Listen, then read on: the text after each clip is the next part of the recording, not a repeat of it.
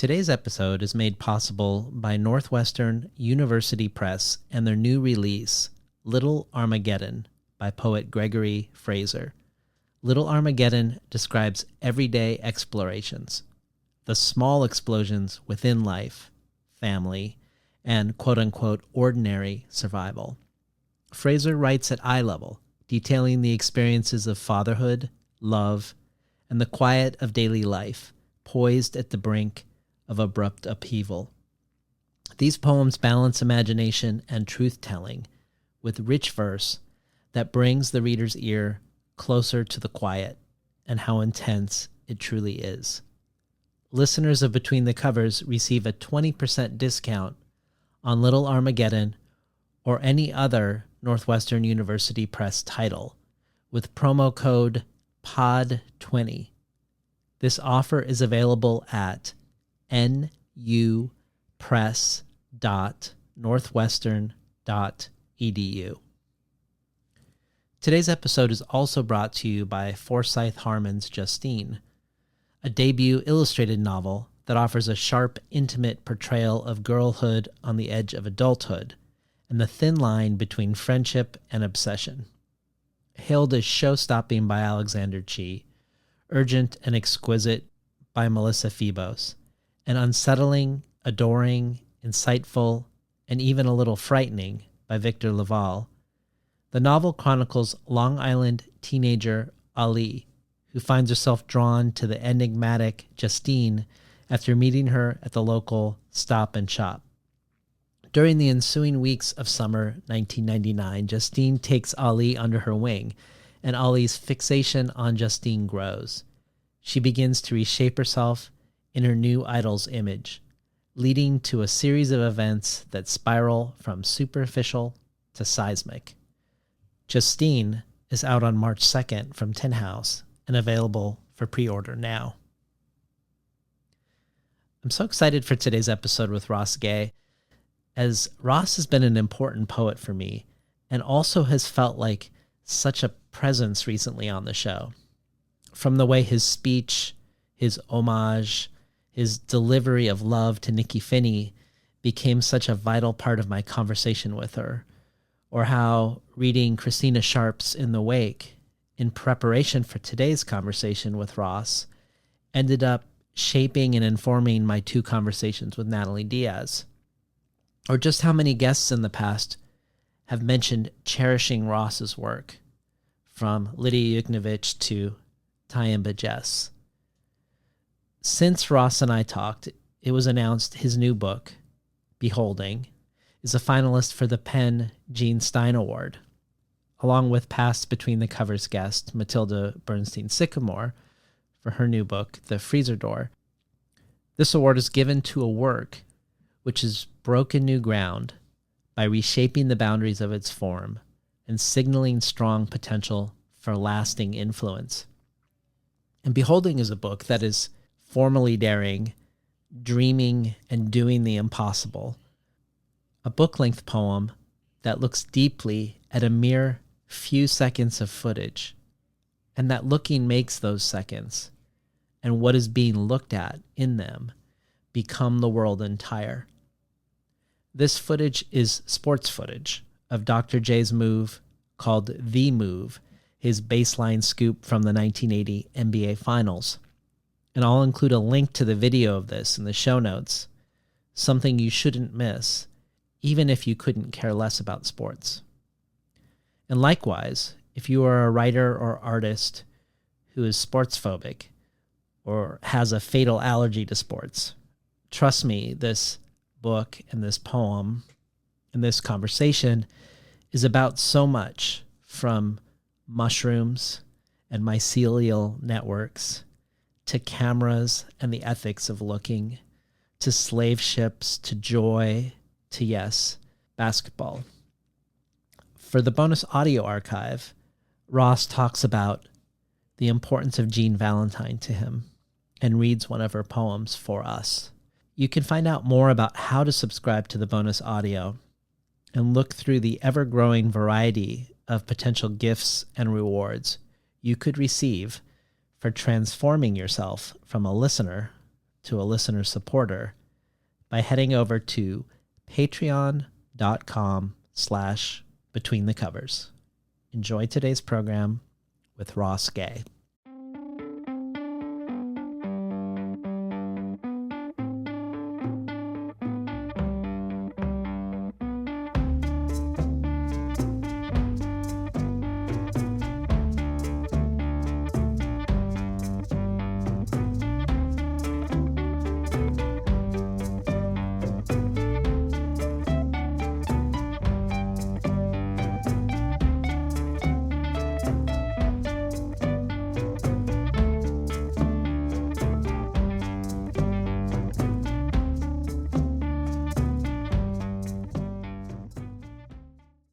Today's guest is poet, essayist, athlete, and gardener Ross Gay.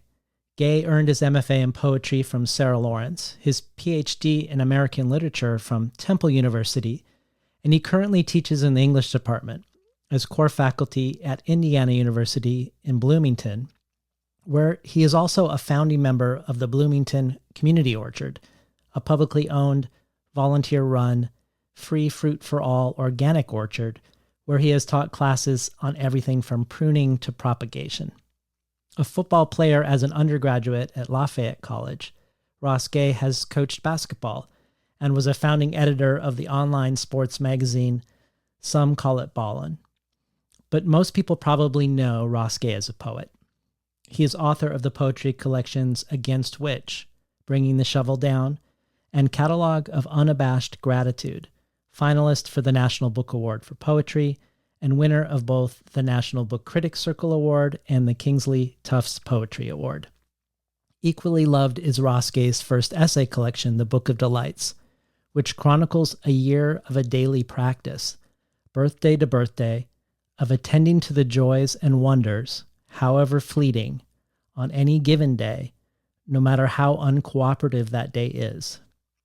Taim Bajest says of the Book of Delights, Ross Gay is back to remind us, in a voice raspily festooned with bank shots and flowers and candy and garlands of diamond-sharp sanctities, that delight is always lit from within.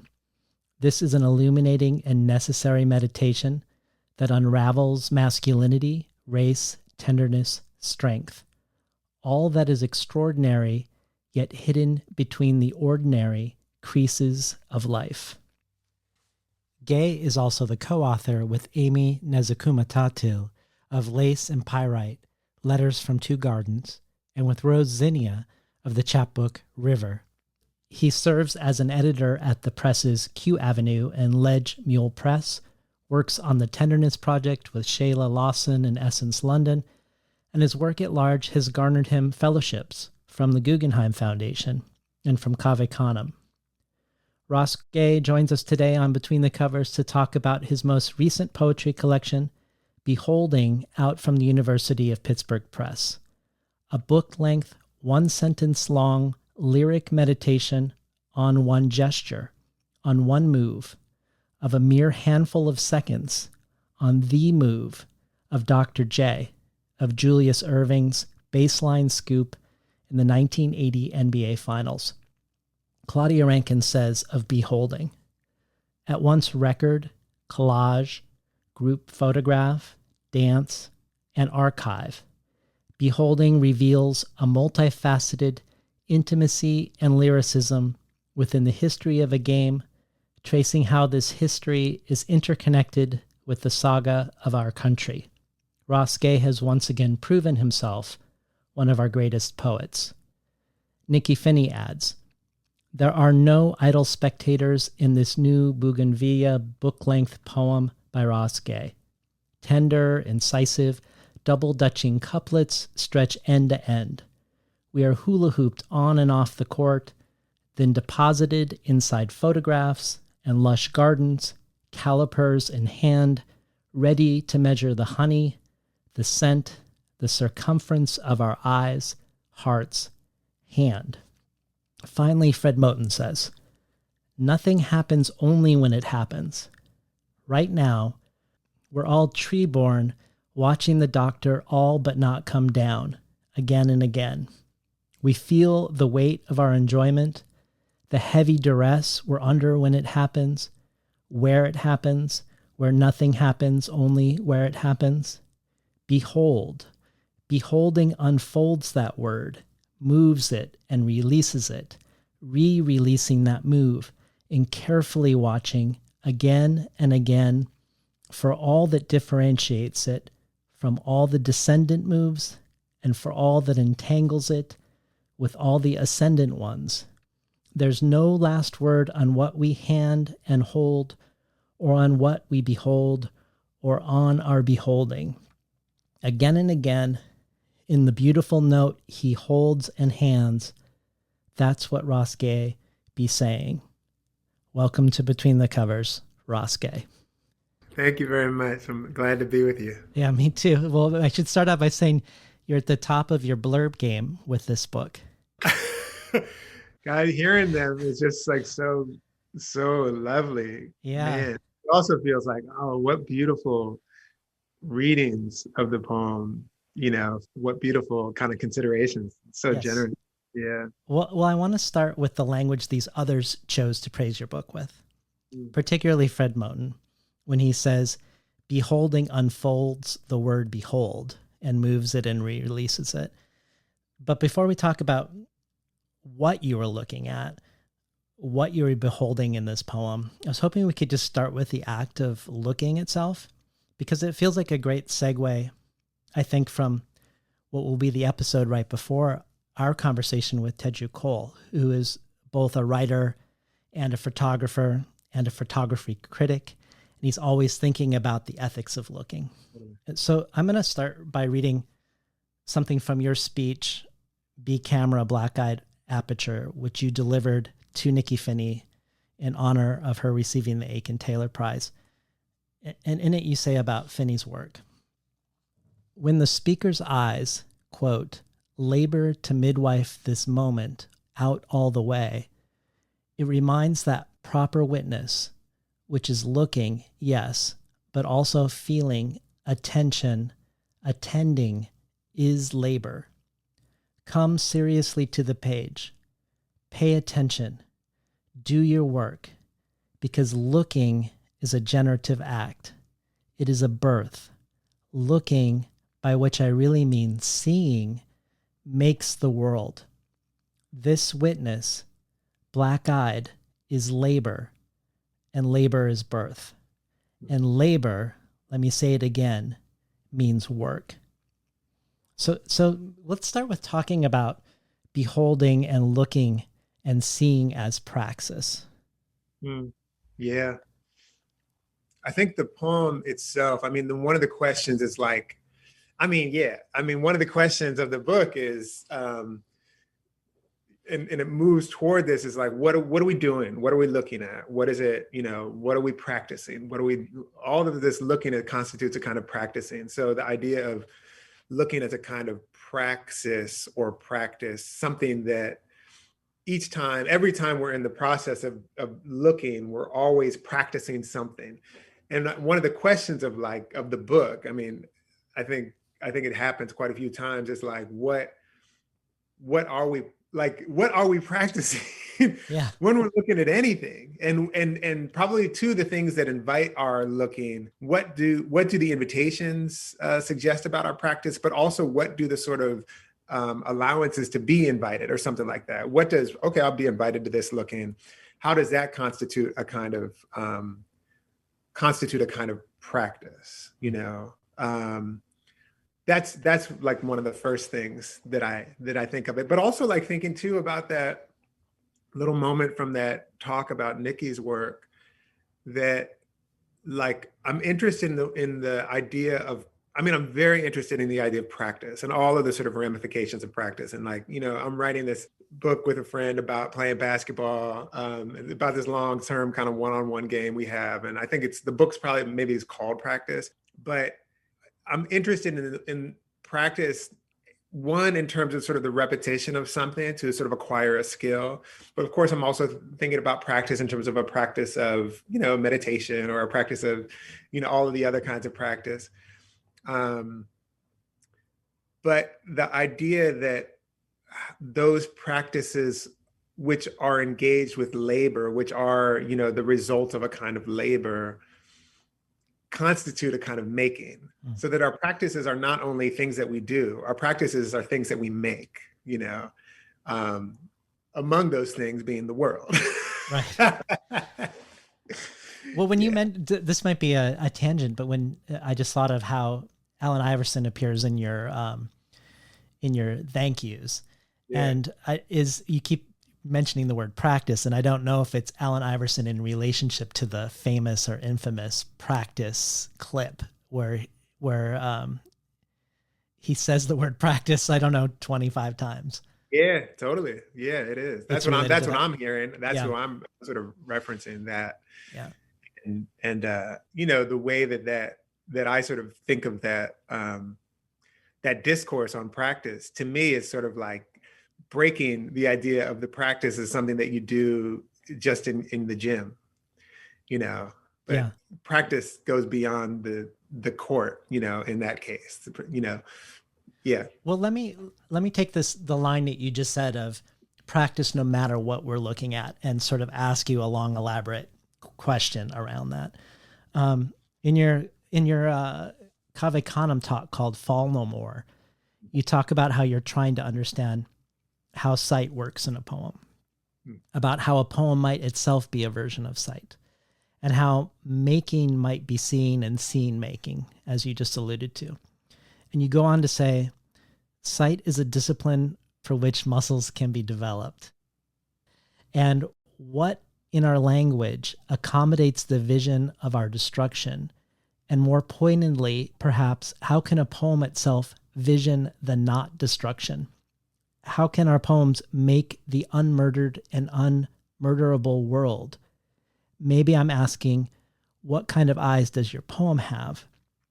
And then when I was thinking about the eyes of the poem and what they give birth to, I think of one moment in the book where you're looking more deeply at the photograph on the cover. And it would be easy not to notice that the boy in the aviator hat has something in his hands at all, as he seems to be sort of retreating from the gaze of whoever's holding the camera. But you draw our eyes to his hands and wonder what it is there. And through a more deliberate looking, it becomes many possible things. There's we sort of go along with you in this generative process of what those things could be.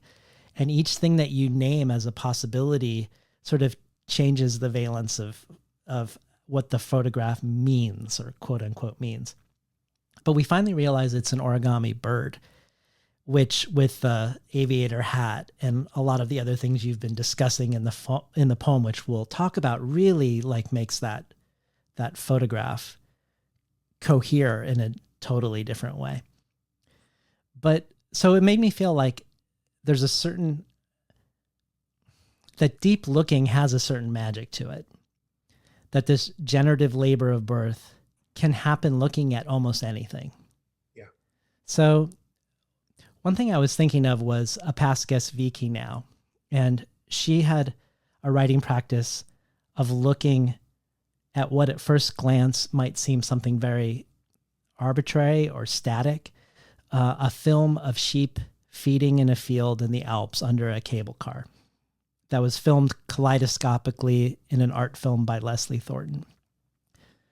But not only did she create her book Sheep Machine from looking at this film, from looking closely every day at a sequence of a few seconds of this film, but also through this writing process, she produced 4 books of prose and poetry just with this film, and not all sheep-centric.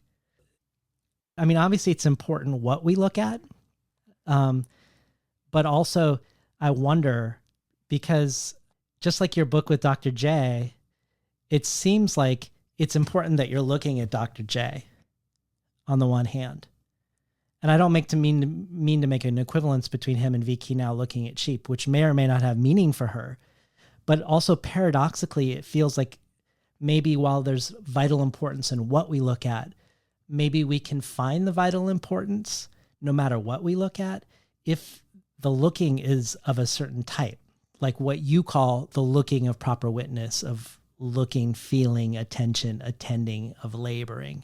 Yeah. I mean, one thing is like, right. So the Dr. J itself as a feat. I mean, there's all kinds of reasons that I would be looking at Dr. J, and I'm into basketball. Like I watched Dr. J with my dad, like blah, blah, blah, blah. There's all, I grew up near Philadelphia, and all these reasons that might be a kind of subject of my looking, or that I might choose to look at that. But I think, one of the questions that the poem is asking is like, exactly, like it's not only what is being sort of looked at.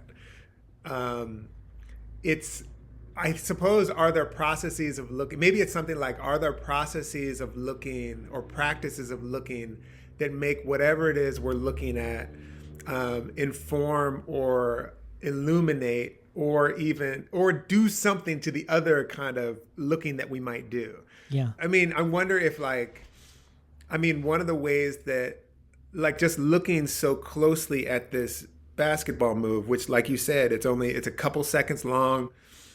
We could go, you and I could talk about that, that move and other moves, but like, it's a basketball move, but then by virtue of the kind of, just the staying with it for so long, the basketball move, it's the looking that sort of makes the metaphors.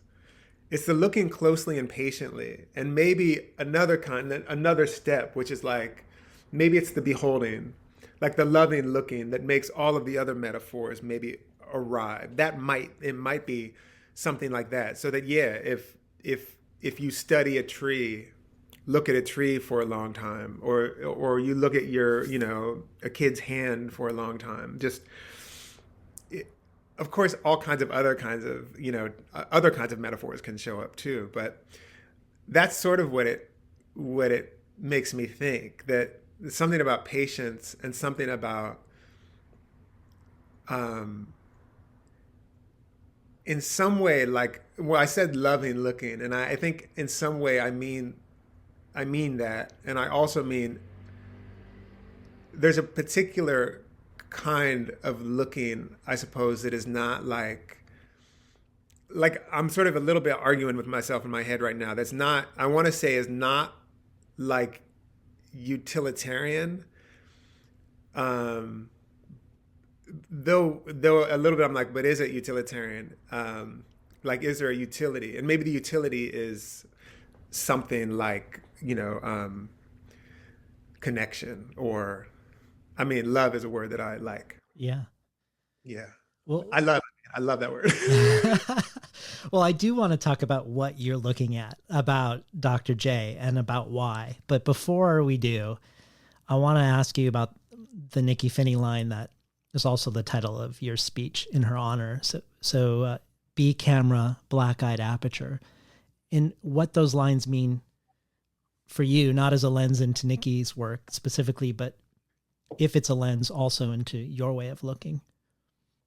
I mean, first of all, it's sort of like one of the things that is, that I'm even glad to sort of talk about, is that Nikky is such a sort of formative poet for me. And that kind of, what do you call it? Like a directive, or, kind of like, this is one of your jobs, poet. I forget the title of the poem, but it's sort of like instructions, Yeah.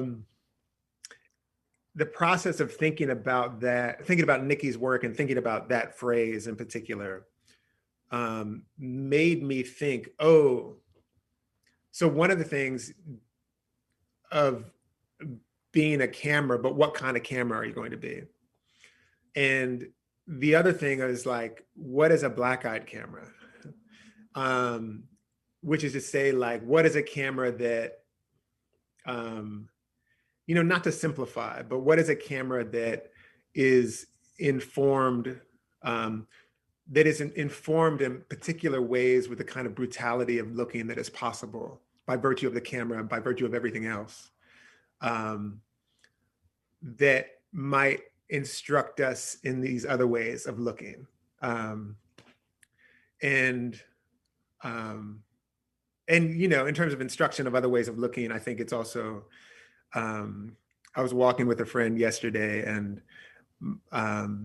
she was reading Christina Sharp's book In the Wake, which I was, Yeah. deeply informed this book, like really helped me to kind of write it, but finish it, I think.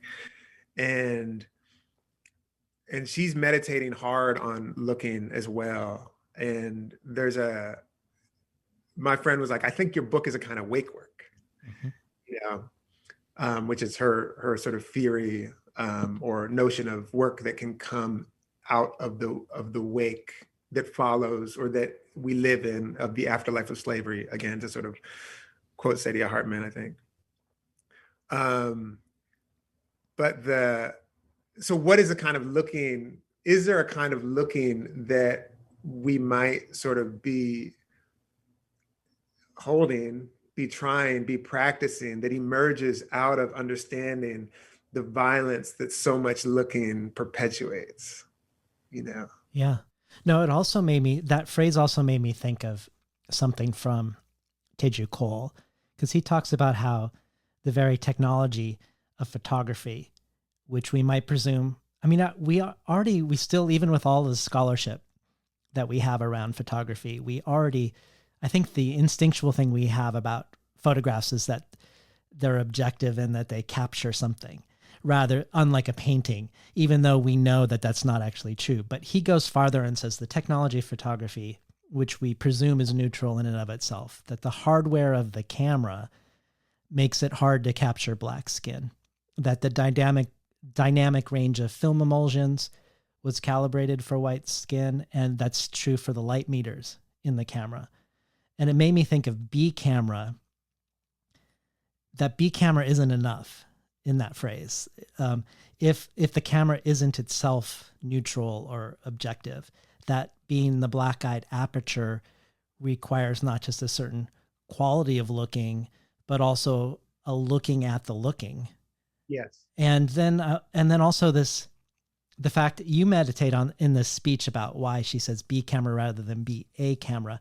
But one of the ways when I thought of Teju Cole was maybe when she says B camera, she could also be exhorting the camera to be like B camera, like, what I mean? Like, become, maybe through this black aperture. Yeah. And it's also kind of neat. I think the word aperture means opening, right? Yeah. And so that part of the command to be might also be like, is there a kind of black looking, and is there a kind of opening? Because cameras are not, even talking about the ways that cameras have been used, often they're not about opening, they're about closing. They're about, case closed, there's the picture, as opposed to like, is there, the poem, the photograph, the Carrie Mae Weems photograph at the end of this book, which is called Homecoming, I think is the name of the photograph of the two women running toward the camera. There's a kind of, my experience of that photograph is an opening feeling. It's a kind of like, it's actually a kind of opening. And there are, of course, we know plenty of photographs that are not only the opposite, but that are really used to close, that are really used to do the opposite of opening, Yeah. Well, as we move to talk about Dr. J, I want to say that it's been fun to watch you introduced by various sports phobic booksellers around the country who are surprised to find themselves completely engrossed by your book, and also amazed by the 10-second clip that you're meditating on of Dr. J. So I think it's safe to say this poem is very, very much about Dr. J and very, very much not about Dr. J, or becomes many, many other things that have nothing to do with Dr. J and sports by looking lovingly at Dr. J and sports. So tell us about Dr. J, why he is the subject of the book, why he's the enduring figure of interest.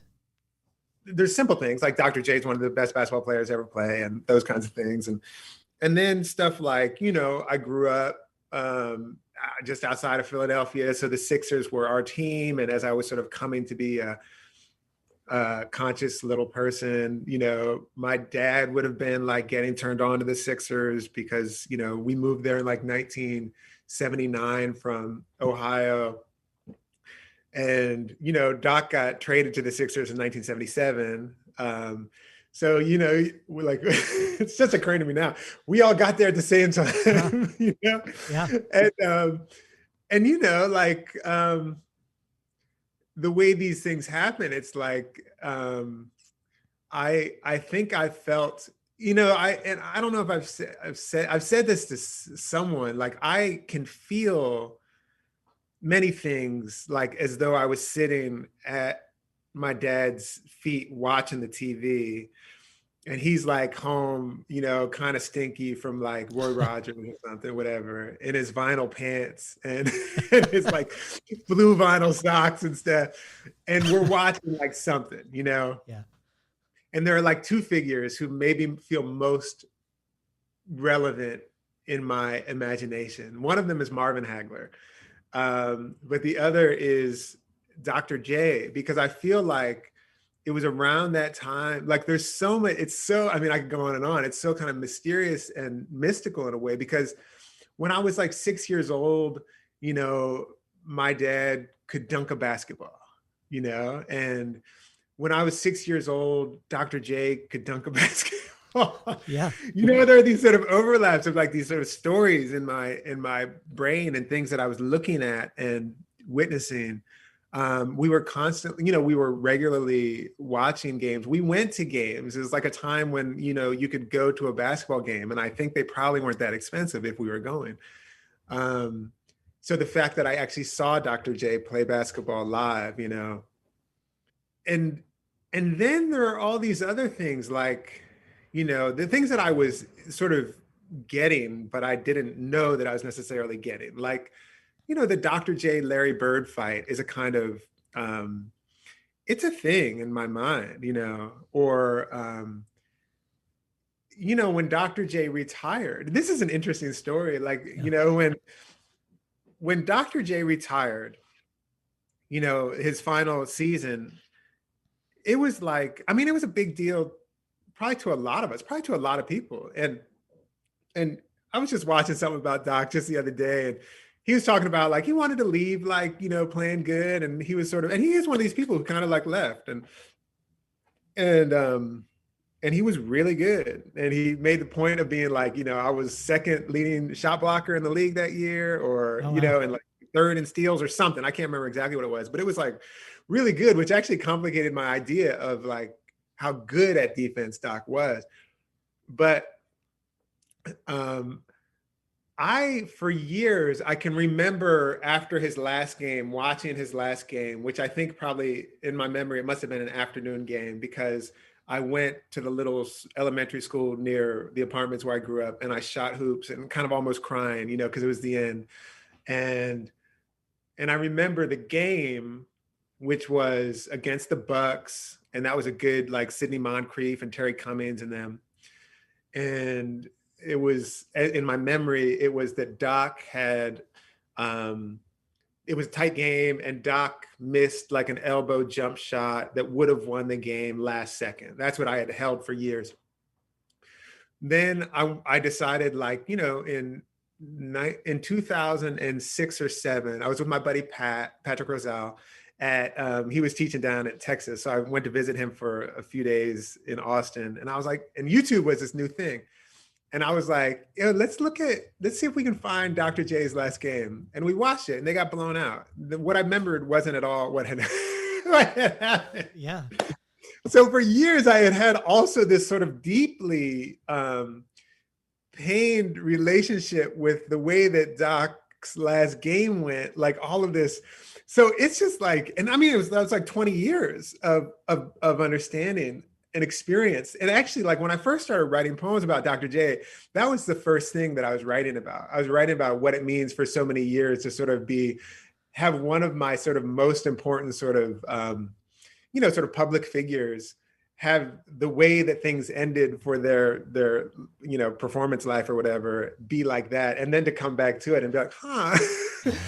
But anyway, that's all to say that he's just really with me as a figure. Like I said, like there are some other people, who are kind of like that, but he, and in terms of like a sort of a visionary in the game, like sometimes it's just so easy. Like, and nowadays you kind of talk to people who don't know what he did, and you go back and watch a whole clip of any game, and there are 3 things in every game that he did that is the best thing that ever happened.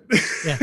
It's unreal. Like, he'll do like finger rolls from like 15 feet out over someone.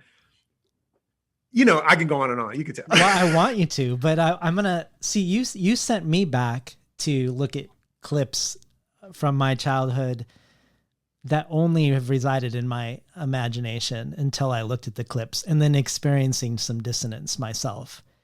And we shared a little back and forth because our basketball childhood fandoms overlap in time.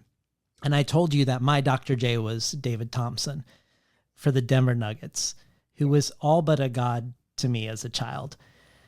But I hadn't looked at him play in the decades since. I hadn't sought out video. I like you, went to the games often with my grandfather, and would wait after the games and get autographs. But I discovered when I watched, one thing I discovered, which I shared with you, was that Dr. J and David Thompson were the finalists in the first ever dunk contest. And Dr. J clearly wins that. But I also discovered that it required some effort on my part to see what made David Thompson so special. And much as Fred Moten says, you're looking at Dr. J's move for all that differentiates it from all the descendant moves, and for all that entangles it with all the ascendant ones. It felt like David Thompson's moves had been so incorporated into Michael Jordan, who chose David Thompson to induct him into the Hall of Fame. And then Jordan's David Thompson moves had been so incorporated by Kobe that really, in a way, I'd been watching David Thompson throughout my whole life without knowing it. And that he's become sort of part of the language or DNA of modern basketball moves in a way that makes him, looking back, seem familiar rather than extraordinary.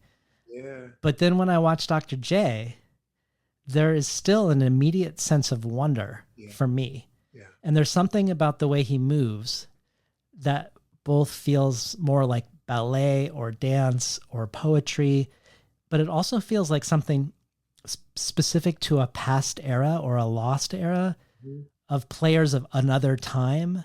Like I think Kareem has some elements, and they're not the same moves, but there's some qualities that maybe they share that feel absent or lost. And I don't know if that feels true to you. I mean, I feel that loss around childhood also, of course, but I don't feel that loss looking at my childhood hero. But I do around Dr. J. So do you have thoughts on that, on the descendant-ascendant aspect of his moves?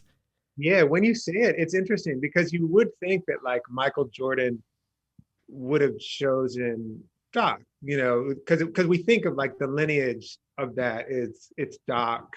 I mean, some people, a lot of people, people who know are also like David Thompson. Yeah. But like Doc, and then Michael Jordan, who does Dr. J's dunk in the dunk contest. First Dr. J, everyone. First Dr. J dunks from the foul line.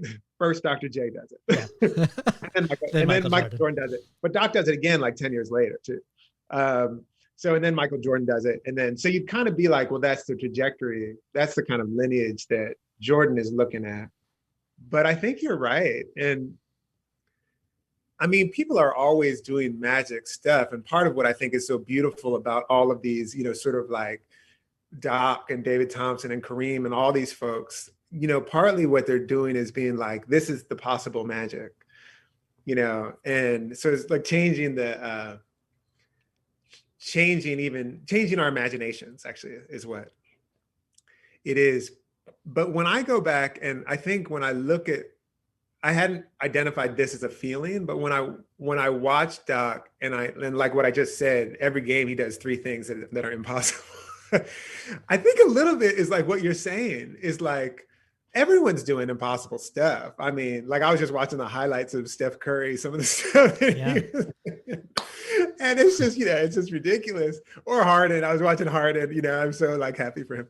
And but I think these folks are making things that are, who knows what the trajectories of these are going to be, but like some of this, that I think my response feeling like, oh yeah, what Doc does magic stuff every game is partly because I haven't seen it incorporated in the same way that you're talking about, so that it remains in a certain kind of way magic. Like who does, like, what are you doing? Yeah. What are you doing? Well, do you feel like there's something particularly poetic about basketball? Like I think of, compared to other sports, like I think of all the poets who write about basketball. So you, Nikki Finney, Natalie Diaz, Samia Bashir, Sherman Alexie, Yusuf Kumunyaka, Major Jackson. I don't think of football poems. Yeah. And when I think of baseball, the iconic baseball things are novels. Yeah. I think of novels with baseball. There's tons of baseball novels. Yeah. But is there something for you around, is there a sort of twinning for you around poetry and basketball, or is that a stretch? I don't think it is. And I've never thought it, but now that you said it, I'm going to offer some theories. Okay. Let's hear them. Right when you were saying it, I was like, well, football, I played football in college, and I think football is sort of whatever it is. I think it's kind of a stupid game, but there's something about the event and then the long rest and the preparation, and the event and the long rest and the preparation.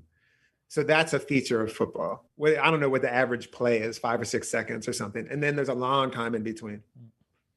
Baseball, it's the same thing, I dig baseball. I'm not interested in it at all, but I get it. It's, it's neat.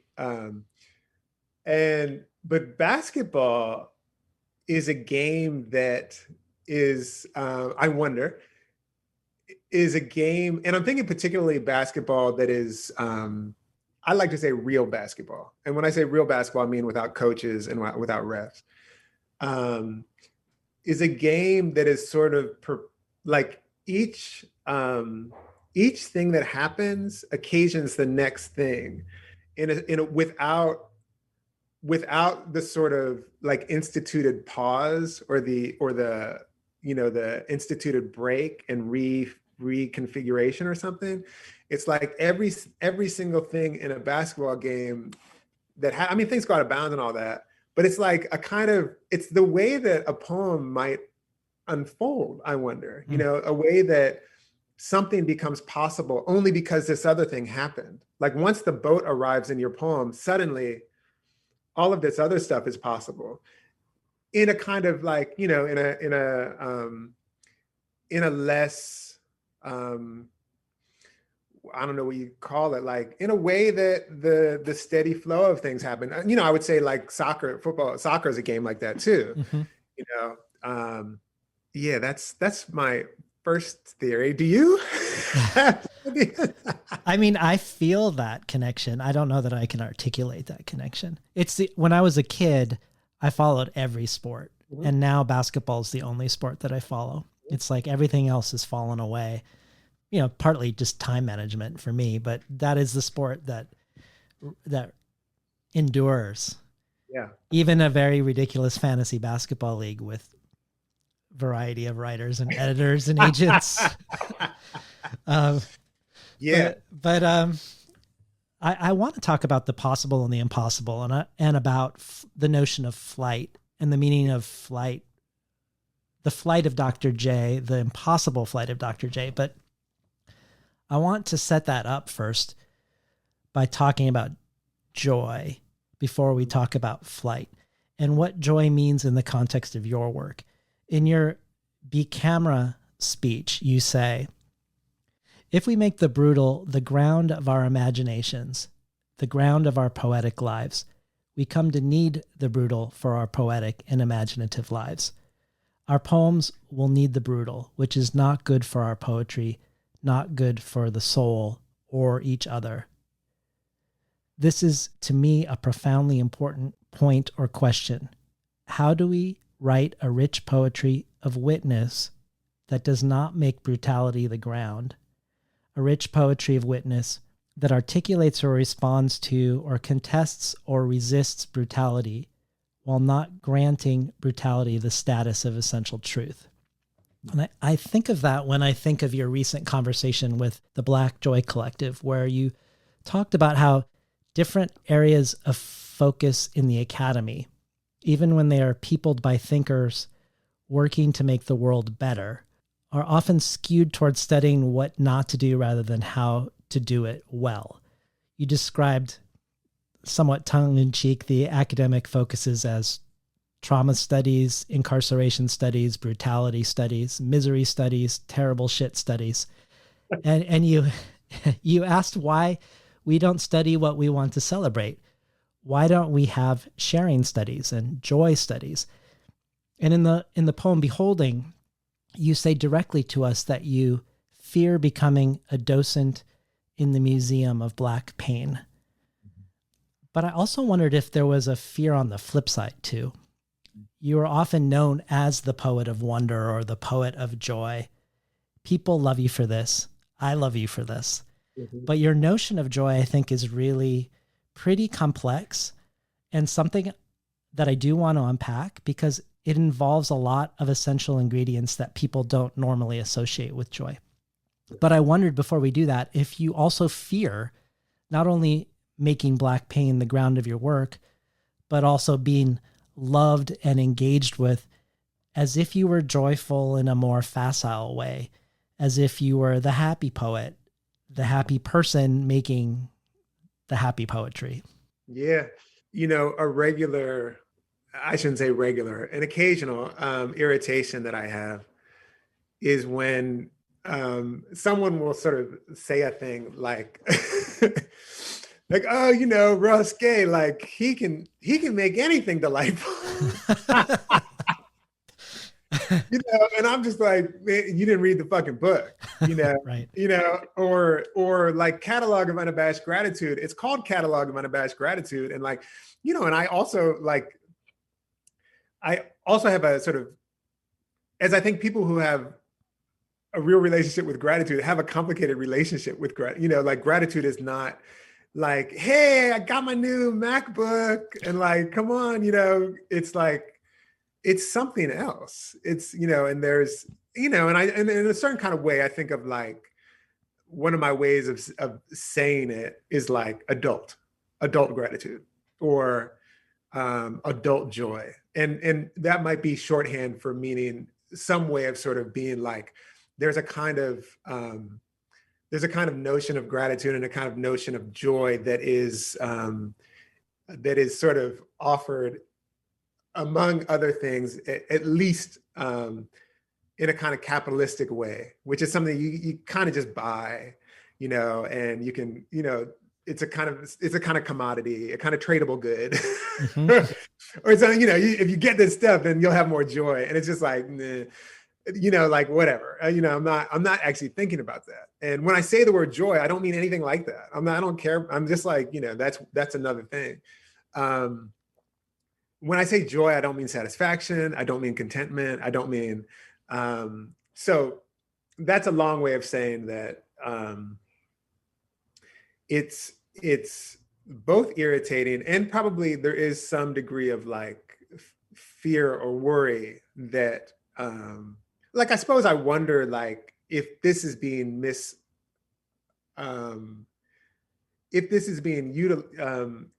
in a certain kind of way that diminishes what I think is the depth of what I'm trying to say. And that can worry me, you know? So when I'm talking about joy, and I like to say actually the word grave, because when I'm talking about joy, I'm talking about something that is informed fundamentally by the fact that we're going to die and what we love is going to die. And that joy itself is a kind of, the way that I think of joy, when I'm talking about joy, I'm talking about, again, this is sort of like a long study, joy is for me, but I'm talking about, I think, some kind of feeling that emerges when we are sort of trying to hold each other's sorrow and trying to be with each other in the midst of, or in the face of, or et cetera, et cetera, et cetera, of the fact of our pain and the fact of our sorrow and the fact of our, very imminent deaths.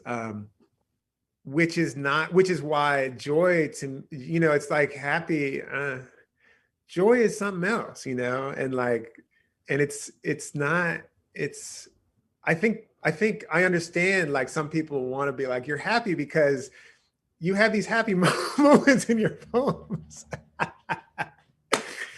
And I'm like, that poem is about, someone who died. Yeah. Or that poem ends with me considering, the day that my mother's going to die, which, this poem called Catalog of Unabashed Gratitude, it ends with the child of my dream saying, it's, the end is near and it's sooner than we think. Well, that's why I wanted to bring this up, because I feel like this will be a key to flight, because I feel like maybe most people would associate joy as flight, as transcendence, perhaps something that where you leave the body, at least something that's buoyant or something that lifts people up. But as you just really articulated, especially with the word grave, and as you said in your conversation with the Black Joy Collective, that joy arises from the understanding of something we share in common, which is that we're going to die, that death. So it feels like joy in a strange way is being tethered or grounded in this thing that we both share. And you say this thing that's interesting, and I don't know if it brings us back to the aperture or not, but you say that if two people in conversation acknowledge that they're both going to die, some sort of softening happens. And I wondered if you could take the ball there around that. Like, is that softening, to me at least, suggests an opening between those people? I think so. I mean, I think, among the things that makes me soften a little bit, and I can primarily speak from my own experience, but I think, something that makes me softer is when I consider, the person with whom I'm interacting or whatever, is going to die. I think we understand that when we're even in sort of close relationships and like things are things are unpleasant or difficult or whatever, and there is a kind of like, I think, like a understanding that this will not matter soon. This will not matter, and this will not matter is that one of us is going to be dead, and soon, it's going to come quick, Yeah. And so that's what I think. And I think as a certain kind of practice, which is like, and I think of joy as being like also a practice, that partly the practice, maybe this is a question, I think, I wonder if one of the practices of joy is to sort of be, is to be walking with that understanding sort of perpetually, like with us, like that this is changing. This is changing. And not only that, like what a kind of sheen to the world, to be like, this very well might be the last time that we are together, like anytime nowadays, nowadays, a year ago, I would be with a group of people teaching a workshop or something. There came a point where I was like, we will never be together again. This group will never be together again, and probably that's most often, or so often, the case, and which to me is a source of joy. It's also a source of sorrow. And so the fact of the sorrow and the fact of the joy are actually, the sorrow is why it's joy too, and in a way, the joy is how the sorrow is manageable, Mm. maybe is a is like I won't say this right, but I'll just try, is like evidence of the moments of its manageabilityness or something. You know what I mean? So joy isn't the forgetting of death for a moment. It's very much being accompanied by Yeah. death. Yeah. Yeah. That's what I think. Like I had someone tell me one time she was it's fun. Like if you write about joy, people want to talk to you about joy. And it feels like the people who want to talk to me about joy aren't mostly like, look at my, new shoes. They're they're they're mostly like, huh. And so we're kind of like thinking about this together. And this one person said something like she was somewhere and there was a little kid bouncing around, seeing her reflection in the puddle and then bouncing in it and like, and the older person who that person thought was probably a parent or something was like watching the kid doing this. And the kid was like looking at the adult and the adult was in all this stuff. And this person just started weeping, like witnessing this. And we were sort of having this conversation about like, yeah, that joy, and I suspect that kind of feeling that she had, which I think was probably a feeling of intense connection, although she never said she communicated with these people or anything. I mean, it was a kind of witnessing, I think, actually, that was informed also by, I would imagine, whether consciously or not, it was informed by the fact of, with an understanding of like time passing. Yeah. And to me, an understanding of time passing is kind of an understanding of like death, Yes. Well, I think this would be a great time to hear a little bit of the poem. Yeah. And if you're okay, I selected a little section. Is that all right? Beautiful. Yeah, that's great. So I'll just set it up a little bit. Sure. So this is at the beginning of this move where Dr. J, as we've talked about, the best move ever in the history of basketball is happening. And it kind of travels in time a little bit. And at this point, there's someone who Doc is about to dunk on is sort of witnessing. He's sort of looking at what Doc's looking at. Because Dr. J, we've traveled in time and we've gone back to Rucker Park, which is a famous basketball court in Harlem. And Dr. J is about to dunk on this big guy. And this big guy is kind of meditating on what Dr. J is looking at. Because Dr. J is the guy's kind of surprised. He's like, wait, he's not looking at the rim. He's looking, what's he looking at? He's looking far away. Erving's eyes, which are looking somehow far past the metal backboards or the rim he would imminently rock the rest from, looking far past the chain link wrapping the courts and past the high-rise apartments and past the elevated tracks of the Metro North he rode to get here, and past the Hudson's muddy hall and the gulls swirling above in the gusts. And looking far past that even, the big man sees, and seeing Doc seen like that, the big man thinks, what is Julius looking at?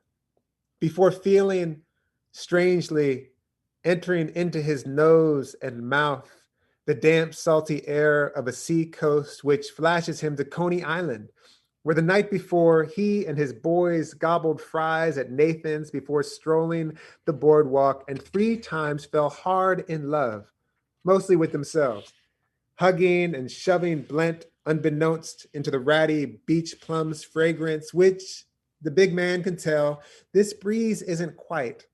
Some as yet indiscernible difference as the coastal air's brine braids with his own salt and grime, during which he even looks at his own large hands, a gesture of doubt and faith both, sinking his face into them and inhaling and hearing again and again the soft exhalation of water scurrying onto a beach and tumbling back into the sea, the impossibly fine chatter of shell fragments rattling in the furrow, the sizzle of tiny crabs skittering across the slickened sand, and the wet kiss of seaweed unwrapping on a shore, and a softer sound still, of water slithering through the reeds of a salt marsh, all of which, yes, yes, is truly strange, I think. My Chuck Taylor sinking just so into the sand with wisps of beach grass shivering against my shins. This is so strange. As a human sound now comes from the water, or more perhaps a net of human voices harmonizing with the water, threading with the lash of waves withdrawing into the collective hush of Rucker Park. You can see in the photos from the school kids' faraway gaze and the far cast of the men embraced by the tree, the soft grooves and crevices of their hands laid against the soft grooves and crevices of the tree, their human hands all gently grasping a limb as if to say, look, look, until they become one slow breathing animal with 18 legs and arms and 10 hearts looking into the near distance where a human song was lapping from the waves, lifting from beyond an anchored and just listing ship, newly ballast free, barnacled and slapped at by breaking wakes, its tar-blacked boards whining and gasping even at rest, and waking from the song beyond the ship, as though from the ship, a woman looked somehow as though she was ascending a staircase, first timidly, and then trusting the thrust of her knees and hips and two good feet, taking them by twos, bounding. And soon behind came someone else, bounding and soaring, and someone else, until the ship itself seemed to drag its anchor, twisting to sea. And the live oaks, too, turning beneath their shawls of moss, and the acres and acres of pines, and the people felling them and hewing them into planks for ships like the ones those now in the sky came on, lean into each other and look,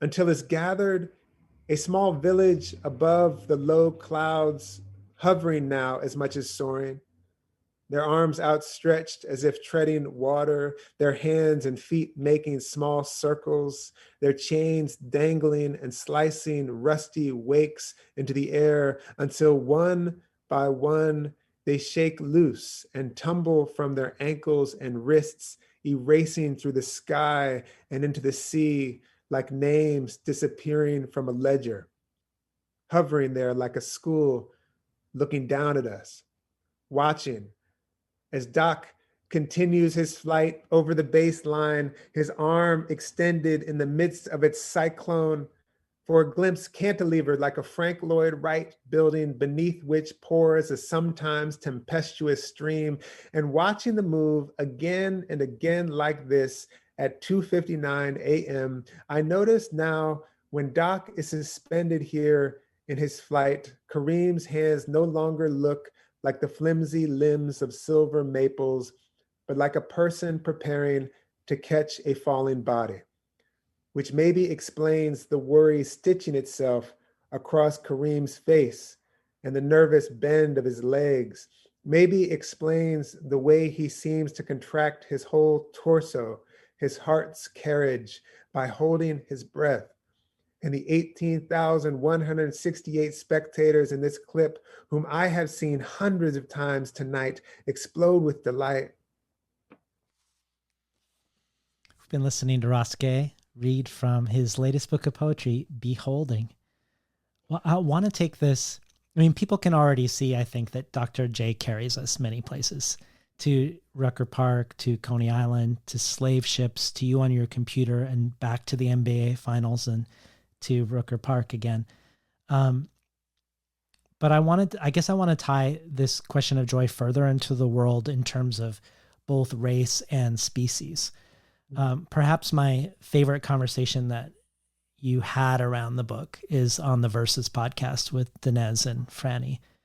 And there you talk about the notion of entanglement, which is something you got from the book, The Mushroom at the End of the World, on the possibility of life in capitalist ruins, which is a great book. Yeah.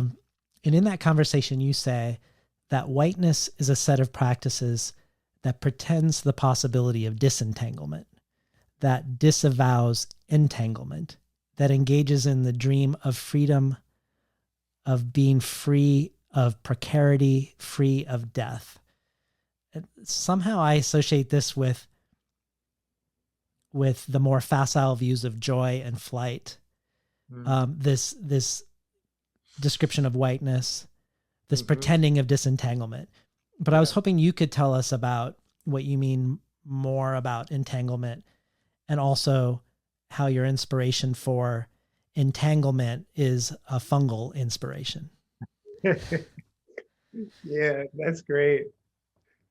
So can you say the part about the sort of facile understanding of joy, and can you just say that part again? Yeah, I mean, the joy, when I think of joy as being something buoyant and transcendent, maybe out of body, and you're tethering joy to the body, to the precarity of the body, and the collectivity of sharing that precarity is a prerequisite for joy.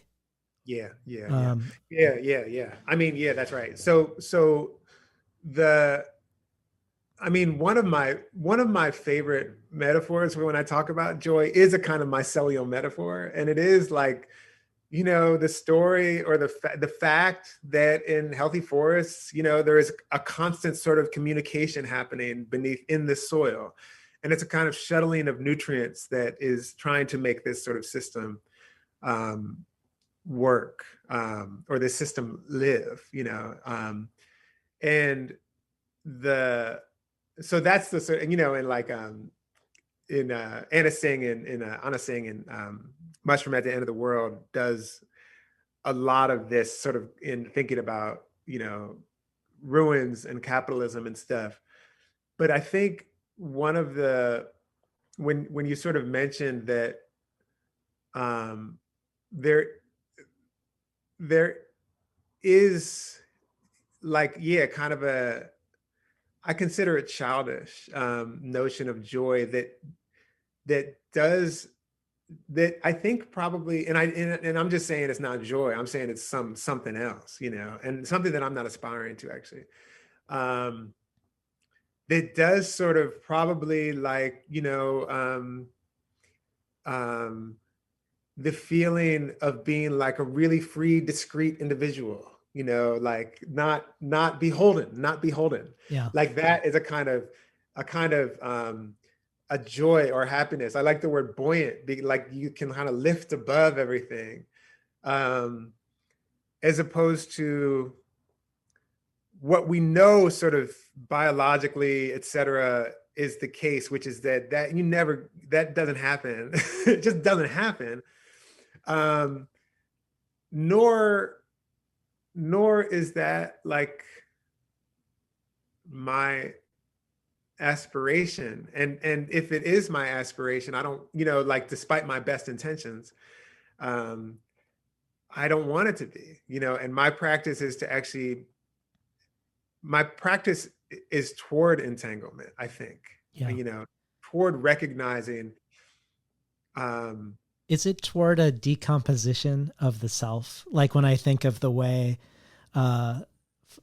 these mushrooms are, they're the result of death, but they're also sort of the processors of death. Yeah. I mean, that's like one of the things that's so great about a garden is that you're sort of studying this, like a kind of mutuality, like, like a healthy garden has a lot of, like the life that comes from decomposition, and it seems like a sort of, hanging around with that alerts us to decomposition, but it also alerts us to what emerges, what happens in a garden, what happens from decomposition, right? So, which is food and flowers, and and then which is relationship to all these critters, like the zillion critters that are making this happen. Well, the author of that book also, of The Mushroom Man of the Earth, of the World, talks about the importance of multi-species storytelling, which you also do too, like with these basketball players as trees, these basketball players touching trees, all the birds in the poem and the water in the poem, like the earth of the poem. And yeah, when that part that I read, part of the fun thing about writing a really long poem, today this is kind of really long to me, and reading it periodically is that you catch things newly, and I was like, oh, one of the things that moment there when Doc is flying and everything starts looking at this moment, or it starts looking at everything is looking at what Doc's looking at. And there's some way that there's a kind of, not to say that there's an argument, but it happens in the poem, which is that the thing that I was catching today is that the people and the tree become one creature, and they have, one creature with all their hearts and their many hands. Yeah. It was a kind of product of, it was what happened because they were trying to see what Doc was seeing, That's great. That's kind of interesting. I caught it differently this time. Yeah. It also made me think of Forrest Gander's been doing a collaborative book with a lichen scientist, and lichen, if I have it correctly, they're not actually an organism. They're a composite creature made of a fungus and an algae. But they've been collaborating so long, yeah, these two creatures, that they can't live apart. But what they're also finding is that it's possible that some of these lichen species don't actually age, that perhaps they've become immortal through this collaborative entanglement. But I also, it makes me think of the lichen. One of the things that makes me think of that the lichen model is interesting is that maybe it's just a really obvious example of something that's actually true for everybody. Because I was thinking of Merlin Sheldrake, his book, Entangled Life, How Fungi Make Our Worlds, Change Our Minds, and Shape Our Futures. He says this in that. The authors of a seminal paper on the symbiotic view of life take a clear stance on this point. Quote, "There have never been individuals," they declare. "We are all lichens." I think that's great. Which also makes me think of the lichen gesture in the fact that we could say you have 10 pages of acknowledgments. You do have 10 pages of acknowledgments at the end, but you also have another page at the beginning of where you're bound in gratitude. So you really have 11 pages of this book that feel beyond the ways you expose the way you're entangled within the poem itself. I don't know if you could speak to that, that gesture of yours, the space that you create for Baraka and Sontag and Allen Iverson and Cydia Hartman and Christina Sharp and so on. I mean, again, I think it's part of what, the older I get, the more sort of joyous is actually the word, understanding of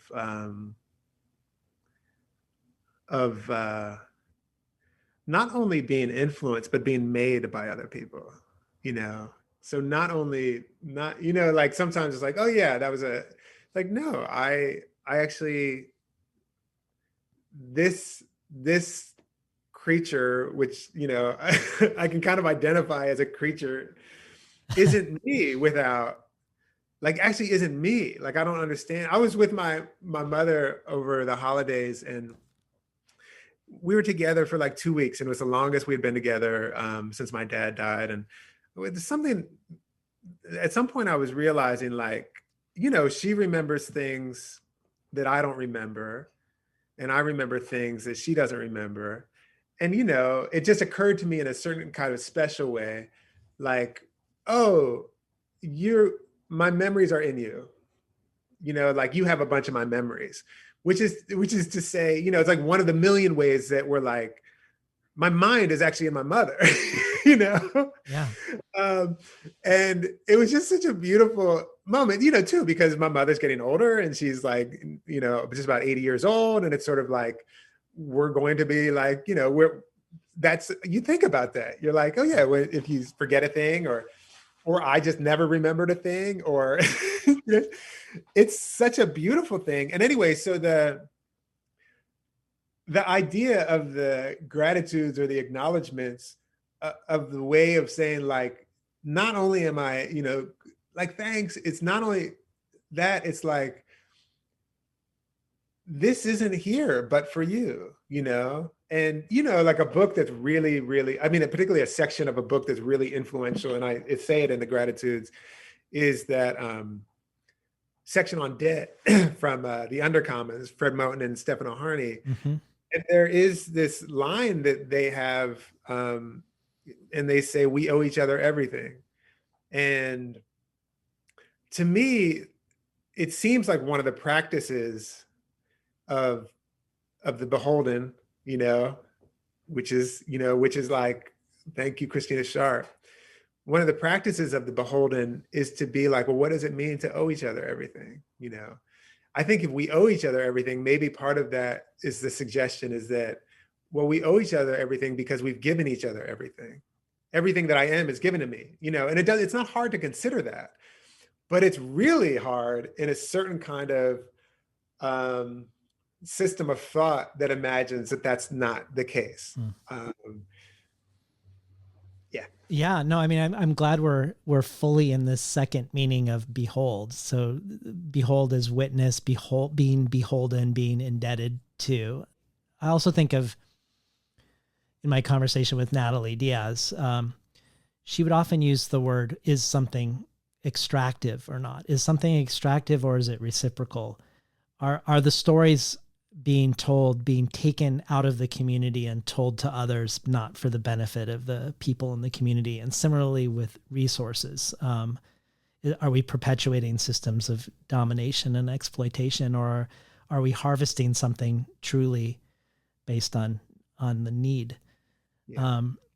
And all of this, the questions of entanglement and extraction feel connected to this second notion that you mentioned, with the Fred Moten notion of debt, but beholden also to the earth, not just to other people. Like, I mean, we couldn't even breathe one breath without plants. And I was thinking about that when I was thinking about this conversation, like, what parts of my day in relationship to the earth aren't extractive on a species level, versus relational and giving back? Like, how much of my day, it feels 99-1. Like, I don't know. I don't want to overstate the power of poetry or the power of looking in this regard versus tangible ecological remediation and reciprocity and actually placing humans back within a system where everything's not on our terms. But I think about how you say, the more you look at something, the more it grows. And I wonder if looking better and looking longer is the beginning of it all. And then not looking away when we see something during that type of looking that we might not want to see. Because I think we're partially not looking because of what we might see. If beholding is what will get us beholden again, I guess. And I mean, I wonder about like spiritual technologies that we used to use, like in its best form, the Sabbath, where you're not supposed to do anything that moves you forward in the world. You don't exchange money. You don't get in a car. You spend time with people you love. You attend to the moment with no sense of the future. It's supposed to be this recreation of the Garden of Eden once a week. But also along with that, in the Bible, you were supposed to let the land rest every 7 years. Yeah. I don't know if this is even a question, but I guess I wanted to hear more about the beholdenness and debt that we have as humans.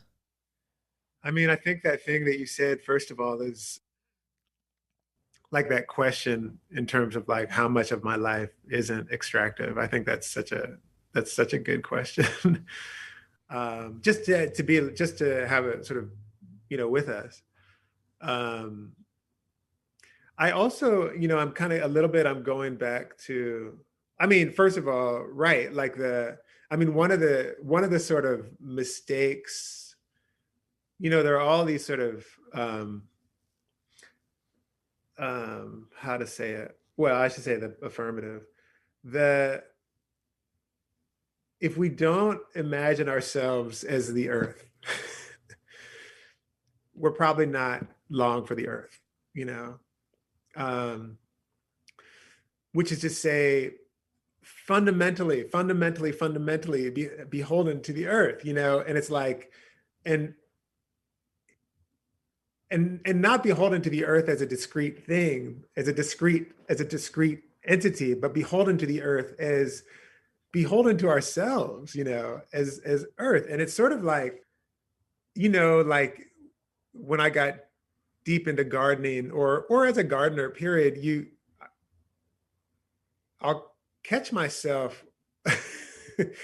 One of the things that, like, one of the innovations was like, oh, we can boil down everything that a quote unquote crop needs in a kind of mechanical view, and be like, well, it just needs, potassium, or nitrogen or whatever, and just give it this nutrient. Well, actually, there's something interesting about, like, the decay of plant matter, and there's something interesting about the decay of manure, and there's something interesting about, like, actual materials, the earth, say, evolving with the earth. There's something very interesting and not to be overlooked by that. But of course, there's a certain kind of fucked up scientific notion that you can just plug in these things, and it feels to me in some way like connected to this,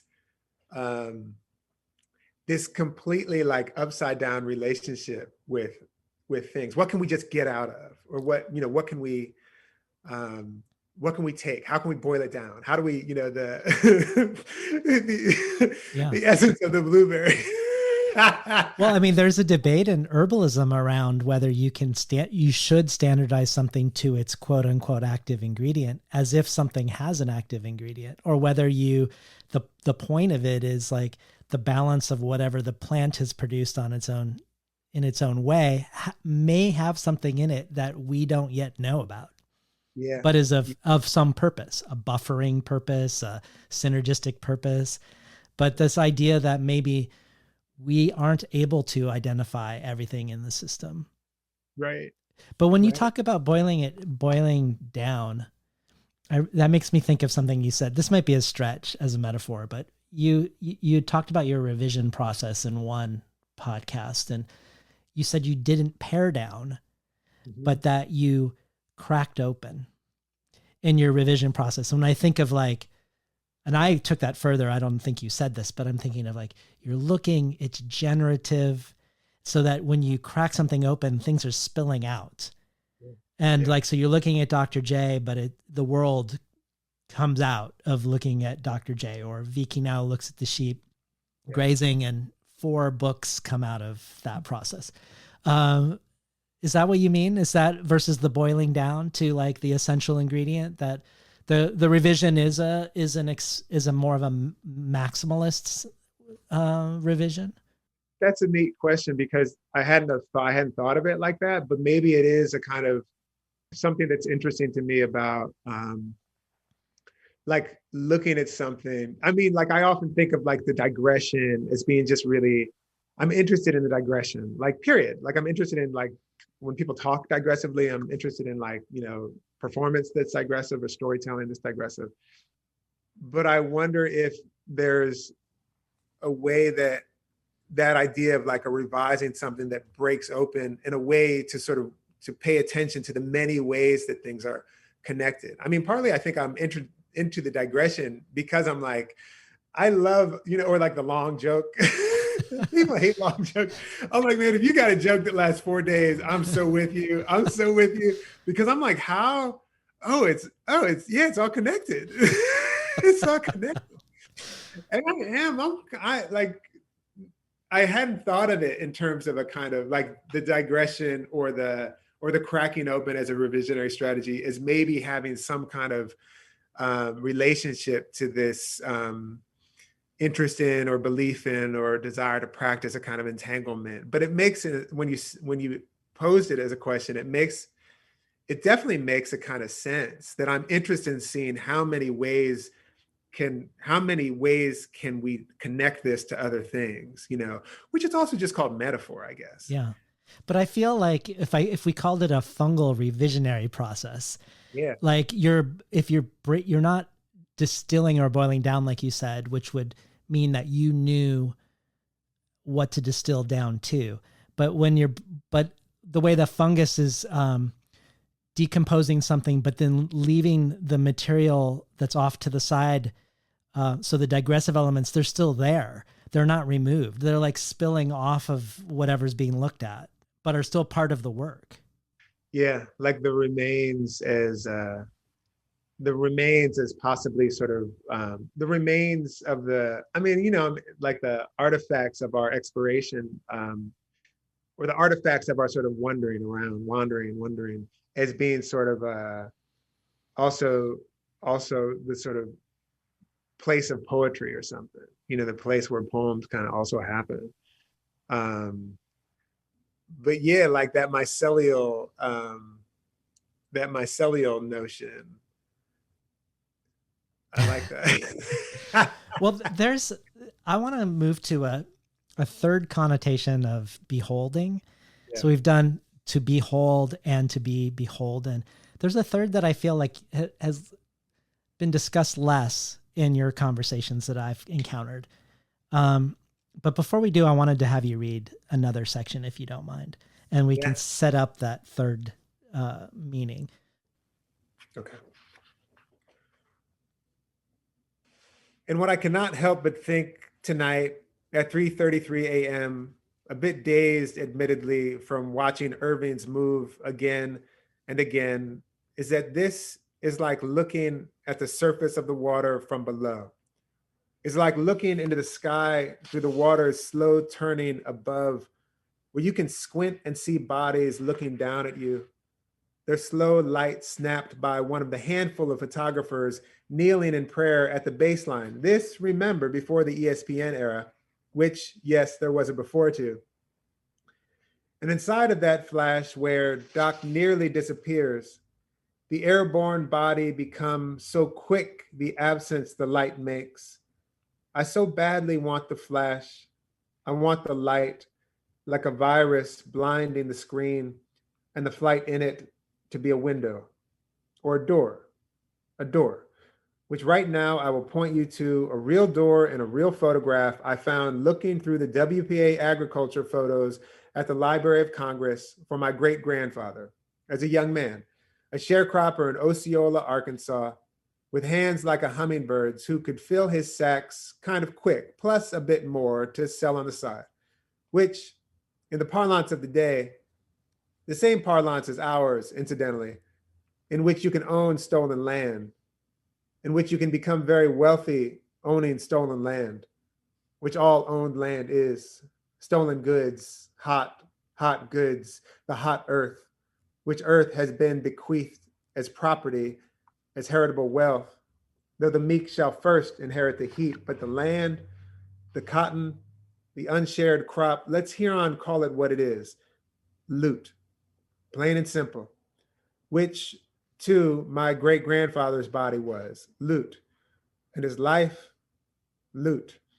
His life was theirs, like the crop, like the land. They could be, they have been thrown overboard for the insurance. Breathe.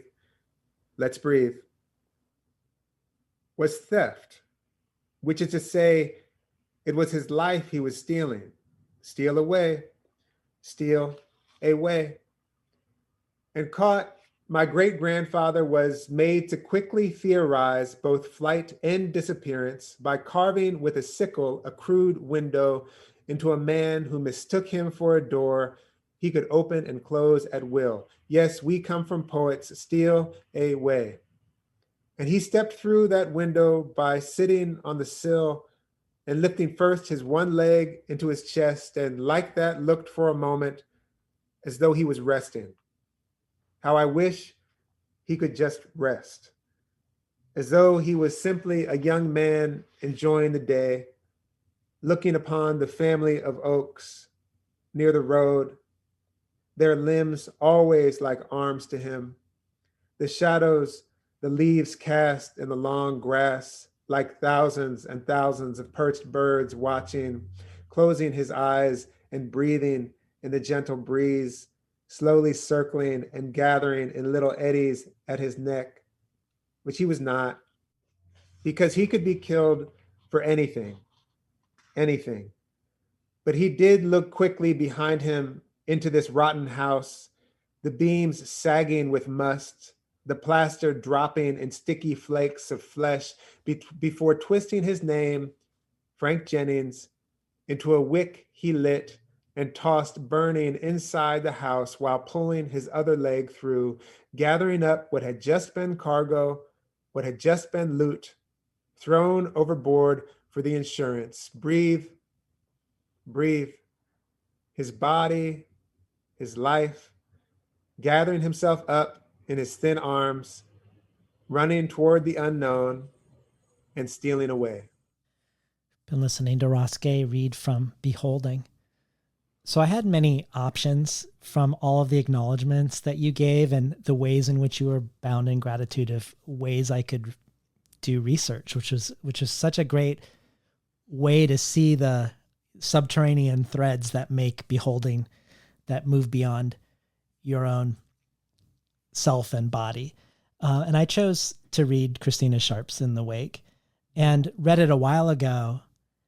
And it had such a huge influence on my conversation with Natalie Diaz, but it had just a huge influence on me. It feels like a touchstone book. There've been moments in the 10 years of doing the podcast that echo forward for years and years, where I feel like I'm at the very beginning of an understanding. And so I have these encounters with different people, and I seek out certain people to have encounters with in order to sort of go on a journey around whatever a different guest has presented. And I feel that sort of moment with Christina Sharp's book for me, like that it's going to be something I'm actively engaged with for a really long time. And I want to thank you I want to thank Christina, obviously, but I want to thank you for bringing me to Christina. But you've mentioned how this book helped you figure out how to finish the poem. And so before I ask or talk to you and then ask about this third connotation of behold, talk to us about how your reading of In the Wake helped bring your book to sort of an aesthetic resolution of sorts. I think there were so many things that were happening. You know, it's like one of these books that I was reading as I was trying to, you know, I started this poem a while ago, and I got to a point where I was like, man, I wonder if this is going to happen. You know, I wonder if Dr. J is going to make this shot, you know? And I remember I had been reading a few books were really in my ear, and I've been reading Wayward Lives, Beautiful Experiments, the Saidiya Hartman book. But I've been reading this book very closely. And there's the kind of, I mean, I can say there are certain things that sort of got introduced, because one of the things that I can't remember, you know, and when I said, my friend said, oh, this is a kind of wake work. Like, I can't remember if I identified this beholding as a kind of wake work when I read this idea of wake work. I can't remember exactly quite how that happened, but it wasn't, if it was after, it wasn't long after that I realized, oh, what I'm trying to do is something that she's trying to show us how to do, you know? Like, maybe this is an example of that. That's something, you know. Another thing, I mean, like, sort of the what feels to me like the I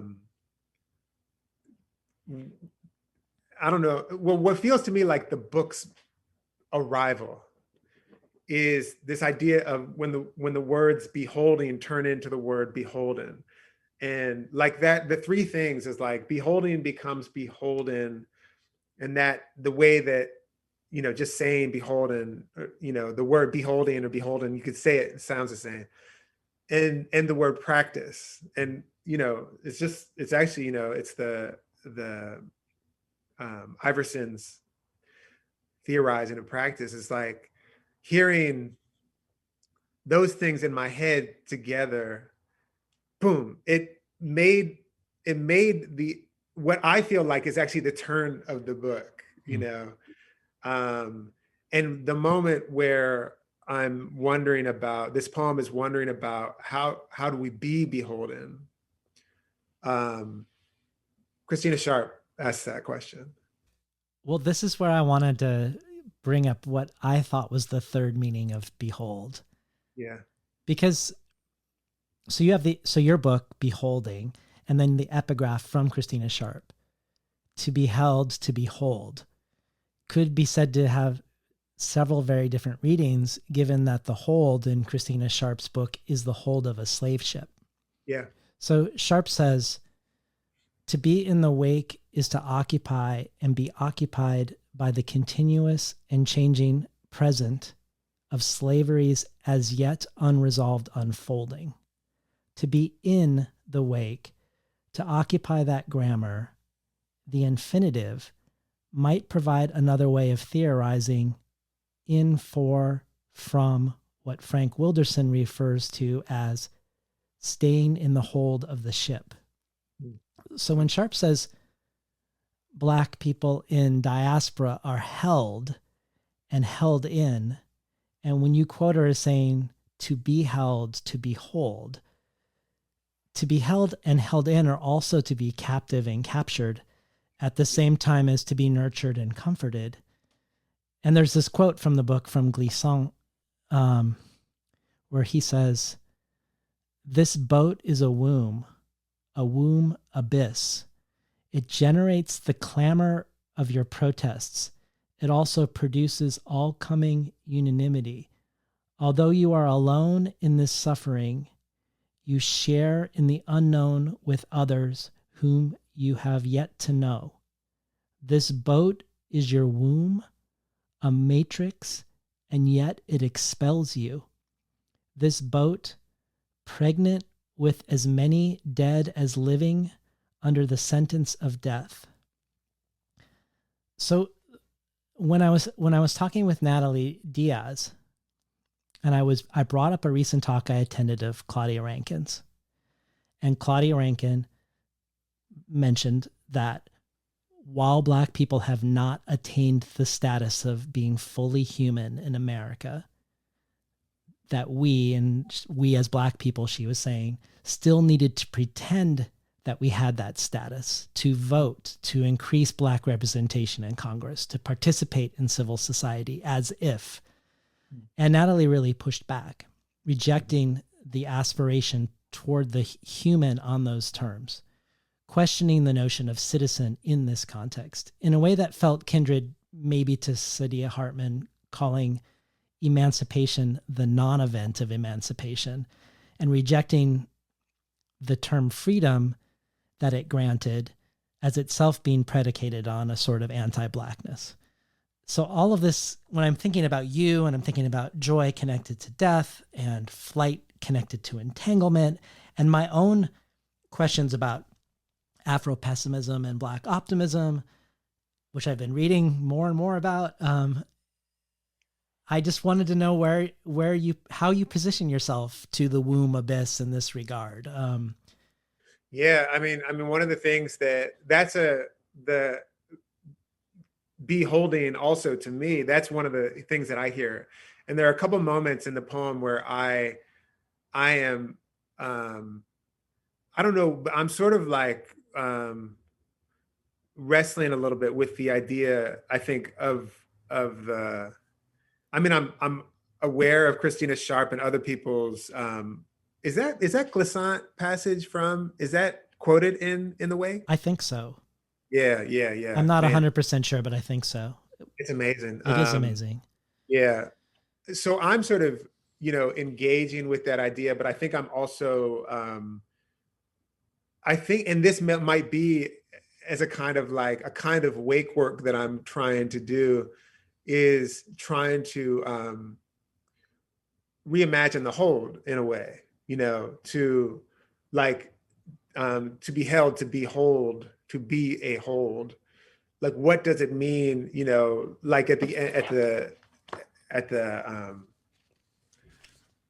toward the end of the poem, when I say, a practice that spites the hold, that spites the overboard, So yeah, I mean, all this exactly everything he just said, sort of my father at this end of this movement, he says, and my father, in this way, he flew some from the overboard, and likewise showed us how to fly some from the overboard by reaching toward what you love, which is not a citizenship we're talking about, but a practice despite the hold, a practice that spites the hold, spites the overboard.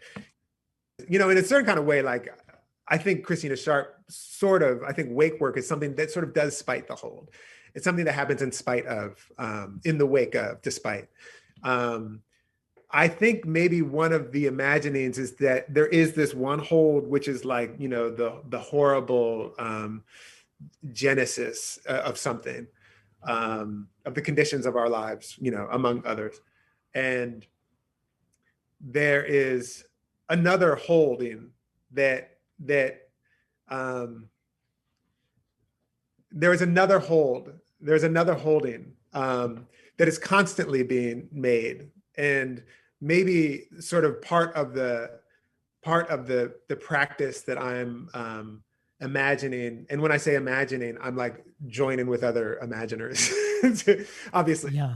Is this other hold, actually, and this other hold, which is another vessel, which is another generative possibility, which is actually right now. This is the moment. We're in another one right now. No, I wonder if she quotes Dion Brand at one point where she says, there are atomic openings in my chest to hold the wounded. I wonder if that's the other hold, like those atomic openings. That's so beautiful. And there's that line that shows up in this poem, beholding, like, the reaching that makes a falling flight, which is a little bit of an echo of one of Fred Moten's poems, where I think he says, we make falling look like dancing, but the reaching that makes a falling flight, it's the reaching or the holding or the attempt to hold, which sort of,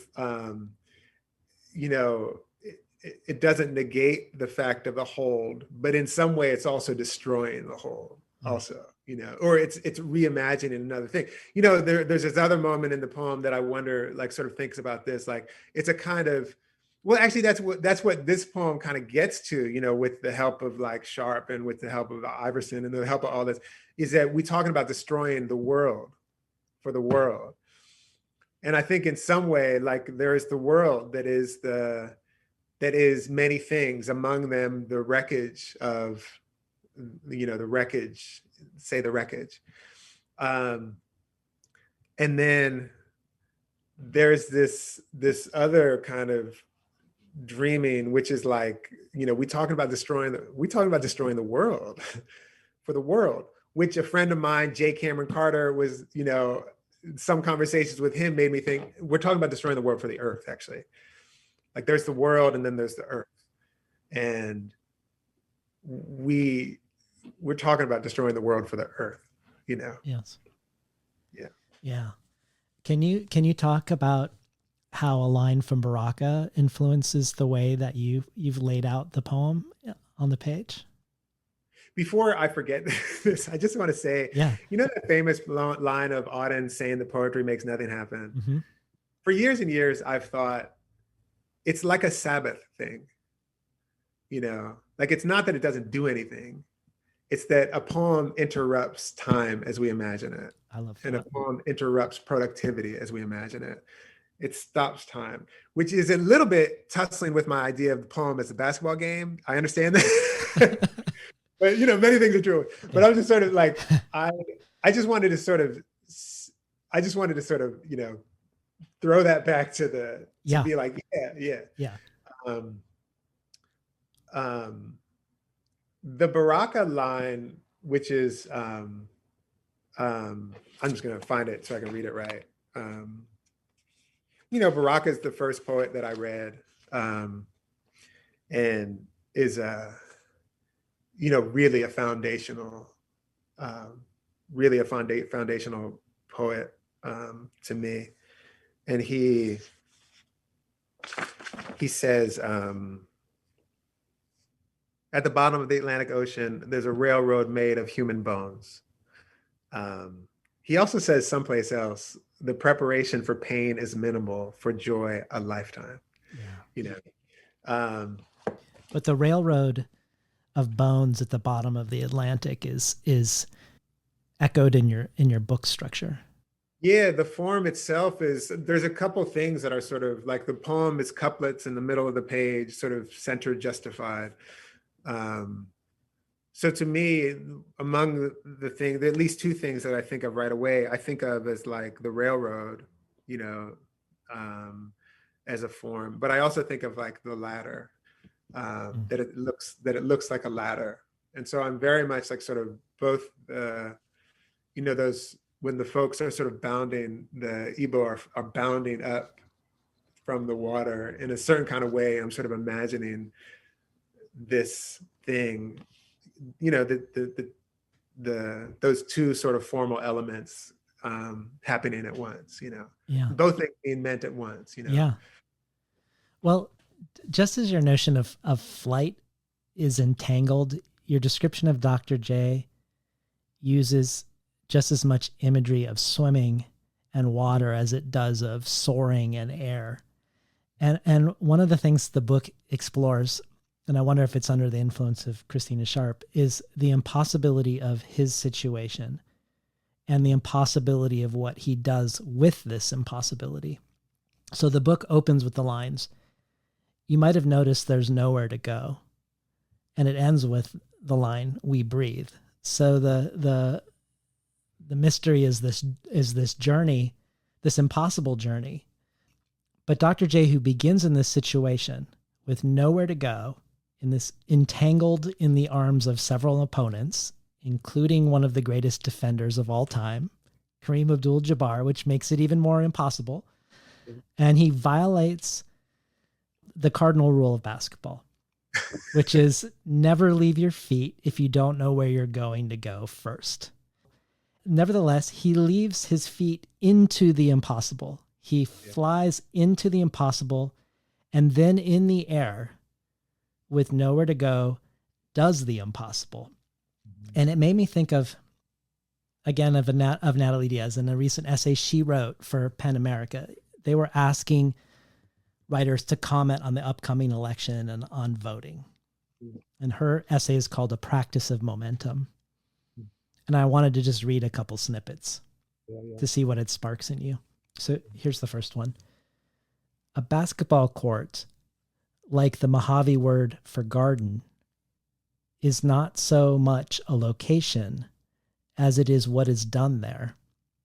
More importantly, how it is done. I was taught anything worth doing is worth doing intentionally, worth making a practice of. And a practice is a tending of the self in relation to everything that surrounds you. A place is a practice, and that court was my place. I played on it almost every day and night, learning by doing, a tradition of energy and momentum, a way to live a life. And then later she says, I learned the importance of impossibility through the momentum of the game, a pathway to endure my country and its occupation with me, of me, and against me. Basketball is one of my imaginations of what might happen 3 moves ahead or beyond, if what could happen does happen, if what could happen does not, if I can shake my shadow left, go between my legs right, spin back, and reverse flick the ball into the bucket before the sun has time to slap its shadow on the metal backboard, then what is the world? What is a country? What is a self? And lastly, we are the ancestors of what is yet impossible of America. It's beautiful. So beautiful. Yeah, I mean, one of the things that I love that idea of like every, the sort of visioning what's going to happen or needs to happen 3 or 4 steps ahead. And I also love the idea. I remember when I coached for a while, and like one of the things that we would try to like get the kids to get is that the game is there's like a million, there's a zillion moments, and every moment there's just moment. Every single moment is related to the next moment. And so if something happens that is, you dribble the ball off your foot, like allow the next moment to be immediately in response to that if you can. So as not to like give the other person the chance. So there is a kind of like again, like when we were talking about basketball and poetry, like a kind of rapidity of thought. Like things are going to happen quickly, and be prepared. But the other thing that I think is about basketball, about many things, but basketball and is that so often the things that happen because the impossible has been introduced to us. Like, you can't do this. And then we're forced to be like, well, all right, let's see. And then then we do the impossible, Yeah, that's that's sort of like one of the things that I think connects back to this Dr. J move is like, it's an impossible thing. It's like surviving, Yeah. That's it. Well, I know you have at least 2 books in the works. Yeah. Can you talk about them a little bit for us? I know one of them's basketball related and one of them is about Black farmers, I think. Yeah. So, I mean, one of the, I'll talk about the basketball book first. This friend of mine and I have had a long-standing kind of full court one-on-one game, like a workout practice. So we're writing these epistolary essays back and forth about basketball, which is, like I just could write about basketball forever. It's just so, it's endless, Yeah. And just this morning I was I was writing about when the jump step or the jump stop, like I don't know if you know, but like when you jump off of 1 foot, you land on 2 feet, which in the 80s probably would have been considered a walk. Probably would have, but there was a moment, and I was sort of actually talking about Sheldrake. I was sort of talking about the other Sheldrake. I think Sheldrake's dad is named Rupert Sheldrake, but he had this idea about things happen all over the world at the same time sometimes, and this kind of a understanding of things. And I was sort of talking about, it's like the jump stop just sort of happened like that. Like one day there wasn't a jump stop, and then like, next 2 weeks later, like there's jump stops all over the place. But anyway, I was just sort of like theorizing, when this kid, Jerry brought the jump stop to our area. But it's just the funnest thing in the world to sort of meditate on it. Yeah. But anyway, so I'm thinking about that. And I'm also thinking about, I'm writing about that with this kid, Noah. And I'm also writing this book about my relationship to the land, which started out as a book about Black farming. And so there involves like me going to some farms and spending time and asking, just, being with people and learning stuff and doing some interviews. And that stays, but it's over the years, it's become when I first started thinking about this book was 2010. And over the years, it's become really a kind of a book, I think, about my relationship to the land. And in a certain kind of way, I almost feel like some of the work in Beholding is going to be informing. It's sort of like the first kind of articulations of some of the stuff that I'm going to be getting further into, in that land book. Well, could we go out with a last reading? Yeah, absolutely. Inside the goggle on the boy's head, a star of light is splayed like a body in flight, or the body is splayed like a star inside the body of the boy. We're the ones put the hat on him at 4:56 a.m. The doctor gasping finally through the ghosts of light, legs splayed into a star. And when he emerges, the right hand swoops so low, a pelican or cormorant merging with her reflection in the water, before pulling the ball slowly, so slowly toward the rim, which involves every single muscle in his flying body quivered into a singular coherence.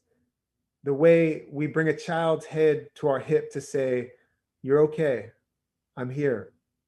Kareem and Jamal and Landsberger and the whole spectrum silent except for the cooing mouths of their hands extended toward Doc, toward each other. This flight makes us be. And Doc holding the pill like a skull, gently, not Hamlet in the least, but the way we do with the knowing our bodies have unknowingly, call it tenderness. He is tending, reaching so far like this, he could be planting seeds. He is crawling when he releases the ball at last, with the wrist twist that makes the orb kiss the glass with what we used to call English. But tonight forward, for the turning toward, Doc makes the ball do. Doc in flight makes the ball do. Doc in flight decides to make the ball do kissing. Let's call it kissing.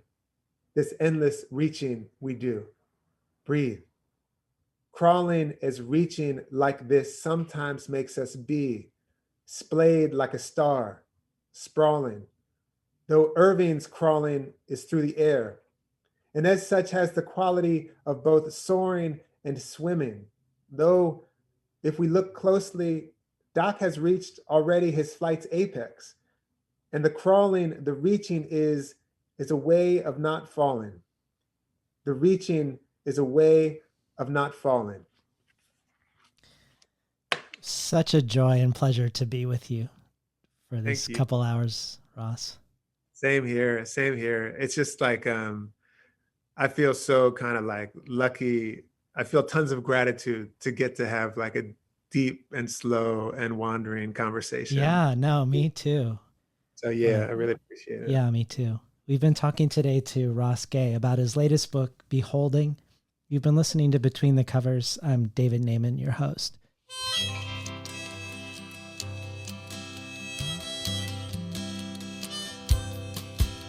Today's episode was not recorded at the studios of KBOO, but at the volunteer-powered, non-commercial, listener-sponsored, full-strength, makeshift home office of me, David Naiman.